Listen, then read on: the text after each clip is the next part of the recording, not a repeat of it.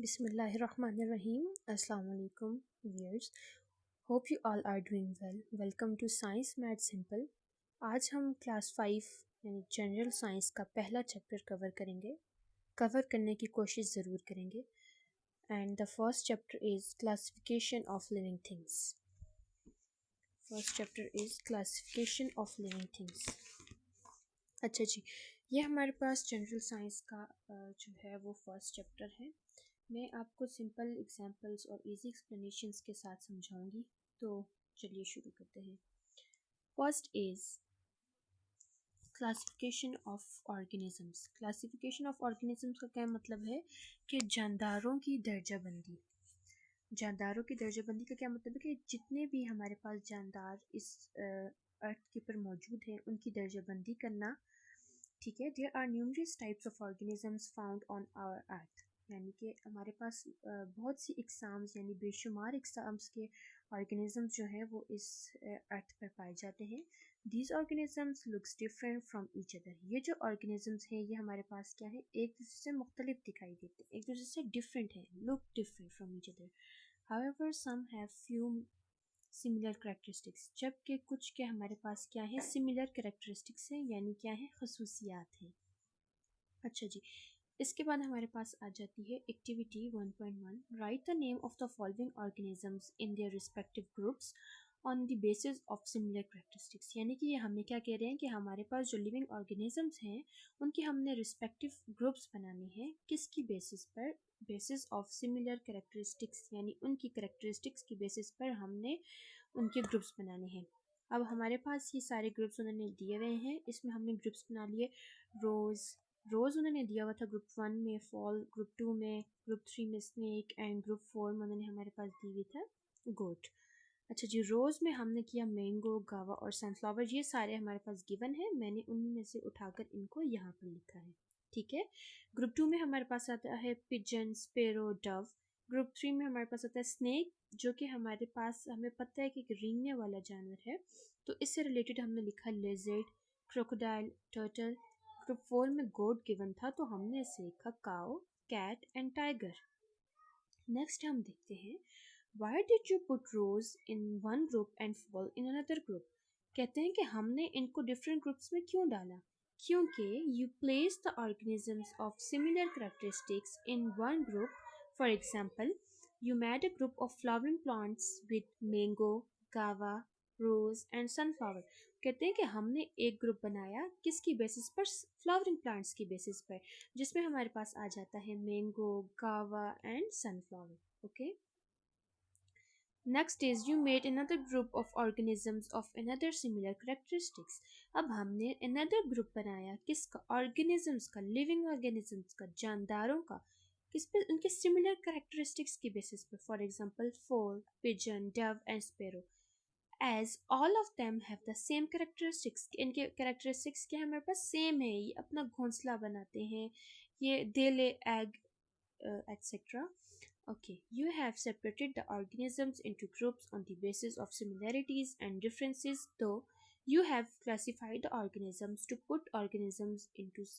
अच्छा जी, वो कहते हैं कि हमने सेपरेट ऑर्गेनिजम्स की क्या किए, उनको ग्रुप्स में हमने डाला किसकी बेसिस पर, उनकी सिमिलरिटीज़ और डिफरेंसेस की बेसिस पर.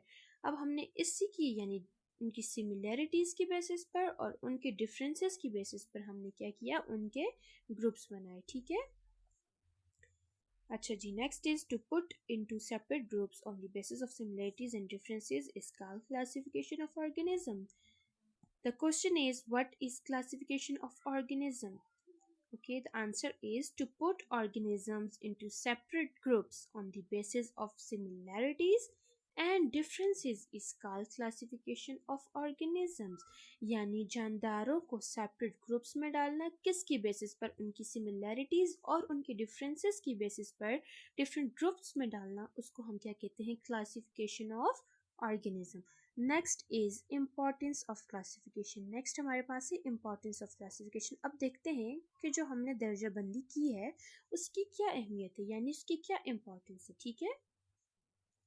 ड्यू टू क्लासिफिकेशन, इस दर्जाबंदी की वजह से we can determine the similarities and differences, हम क्या कर सकते हैं, डिटर्मिन कर सकते हैं, पता लगा सकते हैं सिमिलैरिटीज़ और डिफरेंसेस अमंग ऑर्गेनिजम्स, ऑर्गेनिजम्स के दरमियान मौजूद, यानी जो उनके दरमियान फ़र्क है या उनके दरमियान में जो सिमिलैरिटीज़ है यानी एक जैसी खसूसियात है, due to the structure and other characteristics of organism, किस बिना पर, उनके स्ट्रक्चर की बिना पर और बाकी जो अदर उनके अंदर करेक्टरिस्टिक्स हैं उनकी बुनियाद पर हम क्या कर सकते हैं, डिफरेंस कर सकते हैं। We can identify and study them, हम उनको आइडेंटिफाई भी कर सकते हैं, उनका पता भी लगा सकते हैं और हम उनको स्टडी भी कर सकते हैं। We can also know the relationship among organisms, और हम उनके दरमियान मौजूद जो रिलेशनशिप मौजूद है ऑर्गेनिजम्स के दरमियान, जानदारों के दरमियान, उसके बारे में भी पता लगा सकते हैं। Next is 5 kingdom system. 5 kingdom system हमारे पास क्या है, यानी 5 ममलिकती निज़ाम दर्जाबंदी, यानी कि हम क्या करना, डिवाइड करना जो हमारे पास हैं ऑर्गेनिजम्स, उनको हमने क्या किया, 5 बेसिस पर डिवाइड किया। The organisms have been divided into 5 kingdoms based on similarities and differences. जो organisms हमारे पास हैं वो डिवाइड हुए हैं 5 किंगडम सिस्टम पे, किसकी बेसिस पर, सिमिलैरिटीज एंड डिफरेंसेस, ठीक है। और उनके नेम्स क्या हैं, किंगडम, अब देखते हैं हम उन किंगडम्स के क्या नेम है। मॉन्ड्रा, इसको हम मोनेरा भी कहते हैं, protista, fungi, Plantae and animalia, ठीक है। नेक्स्ट हमारे पास है मोन्ड्रा। अब देखते हैं कि मोन्ड्रा हमारे पास क्या होता है। These are made of one cell, Monera हमारे पास क्या है, वो है जो made up of a one cell. Their structure also very simple, their जो उनका स्ट्रक्चर है वो क्या है, very simple. Okay, their structure is also very simple, यानी कि वो सिंगल सेल है, वन सेल उनके दरमियान में प्रेजेंट है, तो ऑब्वियसली उनका जो हमारे पास स्ट्रक्चर होगा वो भी क्या होगा, सिंपल होगा। दीज इंक्लूड बैक्टीरिया, अच्छा जी, इनमें हमारे पास क्या होता है, प्रेजेंट बैक्टीरिया होता है, और बैक्टीरिया का सिंगुलर क्या है, bacterium. Bacteria are found everywhere on the earth, bacteria हमारे पास पाया जाता है हर जगह पर ज़मीन पर।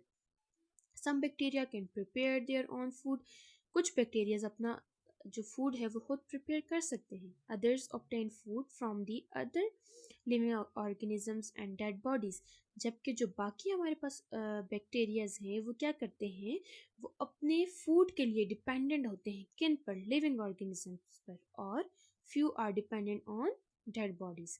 सम bacterias cause diseases in plants and animals, जो बैक्टीरियाज होते हैं, कुछ बैक्टीरिया, सम, वो क्या करते हैं, कॉज करते हैं डिजीजेस किसके अंदर, प्लांट्स के अंदर, and as well as in animals. Okay okay, next is Protista, usually they live in water. Protista यानी किंगडम प्रोटिस्टा कहाँ पर प्रेजेंट होते हैं, वाटर के अंदर। It includes amoeba, paramecium and algae, that is spirogyra, amoeba and paramecium are made of one cell. अब हमने पढ़ा कि प्रोटिस्टा में जो हमारे पास प्रेजेंट होते हैं स्पायरोगायरा, अमीबा एंड पैरामीशियम, ये भी क्या होते हैं, वन सेल होते हैं, यानी इनके अंदर सिंगल सेल होता है। Algae may consist of cells or many cells. These are found in rivers, ponds, in oceans. They have chlorophyll. ये जो हमारे पास एल्जी जो है, एल्जी का जिक्र आ गया, ये हमारे पास वन सेल भी होती है और इसके अंदर मैनी सेल्स भी होते हैं, और ये हमारे पास पाई जाती है दरियाओं में, तालाबों में और समंदर में। दे हैव क्लोरोफिल, अब क्लोरोफिल है तो मतलब इनके अंदर the process of photosynthesis is present, यानी कि ये अपना फूड खुद प्रिपेयर कर सकते हैं through the process of photosynthesis, यानी with the help of sunlight. अब हमारे पास नीचे ने एग्जांपल दी हुई है, अमीबा, पैरामीशियम एंड स्पाइरो वगैरह, मैंने साथ लिखा हुआ भी है। अमीबा क्या होता है, एक सेल वाला जानदार होता है, यानी खलुई जानदार होता है, इसके अंदर सेल मौजूद होती है, यानी ग्लू लाइक स्टिकी सब्सटेंस होता है। अच्छा, पैरामीशियम है एक सेल वाला जानदार, same like amoeba, and spirogyra. Spirogyra आप देख सकते हैं कि ये हमारे पास क्या है, ग्रीन है, यानी कि इसको हम क्या कहते हैं, सब्ज एल्जी भी हम इसको कहते हैं। नेक्स्ट हमारे पास आता है fungi. Some fungi are made of one cell. अब कह रहे हैं कि कुछ फंजाई हमारे पास होते हैं मेड ऑफ वन सेल होते हैं, जैसे कि हमने ऊपर भी पढ़ा था कि एलजी हमारे पास क्या होती है, मेड ऑफ वन भी होती है और may be made of 2 cells होती है, लेकिन फंजाई हमारे पास होती है मेड ऑफ वन सेल। अच्छा जी, अब नेक्स्ट आता है, आगे है Many fungi are made up of more than one cell and are like filaments. अच्छा जी, कहते हैं कि जो हमारे पास बहुत से मैनी फंजाई जो मेड अप ऑफ होते हैं, किससे होते हैं? मोर देन वन सेल होते हैं और इनमें फिलामेंट्स होते हैं, यानी कि रेशेनुमा तारनुमा। इसमें हमारे पास क्या होते हैं? फिलामेंट्स प्रेजेंट होते हैं। फिलामेंट्स क्या होते हैं? रेशेनुमा या तारनुमा हिस्से होते हैं। ये हिस्से किसके अंदर प्रेजेंट होते हैं? फंजाई के अंदर प्रेजेंट होते हैं। They need moisture for growth. अच्छा जी, फंजाई को क्या चाहिए होता है? मॉइस्चर चाहिए होता है, नमी चाहिए होती है। किसके लिए? उनकी ग्रोथ के लिए।